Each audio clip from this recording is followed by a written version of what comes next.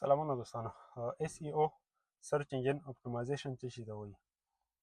ملګري میسج کوي چې مونږ په ټیک ټاک شاپ، ای بی یا په نورو داسې پلیټفارمو کې پروډکټ لګولی، خو هغه ته کسټمر نه راځي، سیل نه راځي.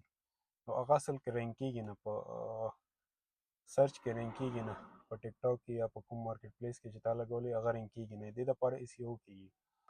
په آنلاین بزنس کې ټول دا دوه ګیمه، یا اس ای او وي او یا مارکیټینګ وي، ایډورټایزمنټ به ورته کوې.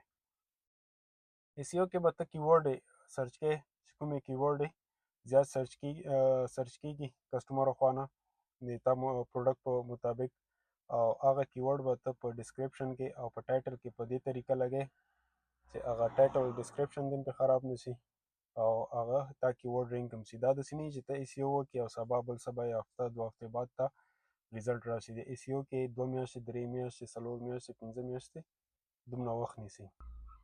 دې لپاره خپل سافټویر یې سمرش ایچ آر ای اف ده، داسې نور سافټویر دي، په هغې کې ته دا کیورډ سرچ کولی شي.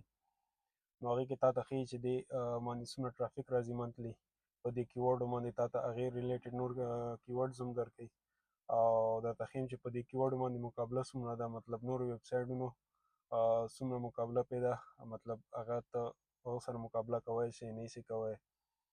نو دا یي چې په هغې کې به ته داسې کیورډ پیدا کوې چې مقابله پرې کمه وي او ټرافیک یې پرې زیات وي.